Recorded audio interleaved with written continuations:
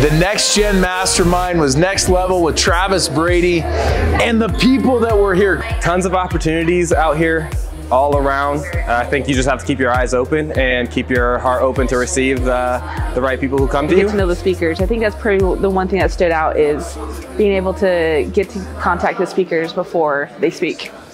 All the people are awesome. The whole venue is awesome. And the guy who is hosting us is awesome. I walked out with more abundance, with greater centering, and I feel more creative in a creative space right now.